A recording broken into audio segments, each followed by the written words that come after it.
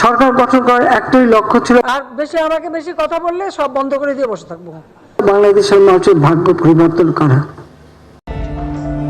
কি আরে বলুন কি? বাংলাদেশের মানুষের ভাগ্য পরিবর্তন করা।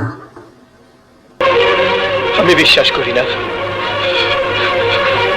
আমি বিশ্বাস করি না, আমি বিশ্বাস করি না। এবং সেই সাথে জাতির পিতার হত্যার বিচার করে। সত্য কথা দিনের মধ্যে 14 বার বলা যায়, সত্য কথার এই হলো নিয়ম। সে বিচারহীনতার যে একটা পরিবেশ সৃষ্টি করা হয়েছিল, বর্তমানের কোর্টে নানা বিচার চলে নোটে, অন্যকে প্রশ্রয় দেওয়া হয়েছিল।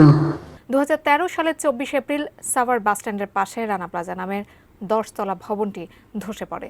দেশের ইতিহাসের ভয়াবহ সেই দুর্ঘটনায় নিহত হয় 1136 জন মানুষ।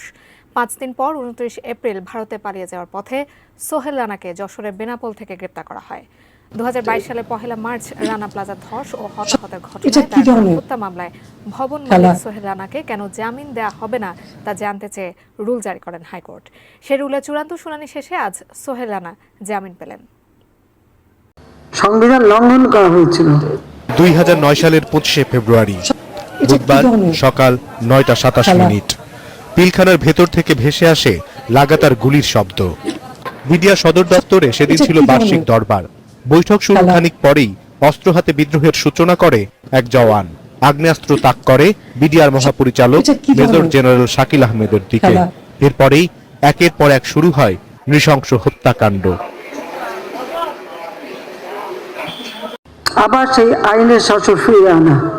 8 ফেব্রুয়ারি 2012 পশ্চিম রাজাবাজারের ভাড়া বাসায় সাংবাদিক দম্পতি সাগর রুনির লাশ সকলকে হতচকিত করে দেয়। হত্যাকাণ্ডের পরপরই তৎকালীন স্বরাষ্ট্রমন্ত্রী সাহারা খাতুনের ঘোষণা 48 ঘন্টার মধ্যে হত্যাকারীদের গ্রেপ্তার করা হবে। 48 ঘন্টার মধ্যে যাতে করে এই হত্যাকারীদের।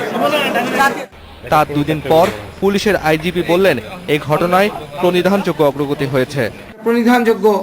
হয়েছে। তদন্তে, কিন্তু এই অগ্রগতি কতটা প্রণিধানযোগ্য তা অনুধাবন করতে যে আরও দীর্ঘদিন ব্যয় হবে তা তখন অনেকেই অনুমান করতে পারেননি।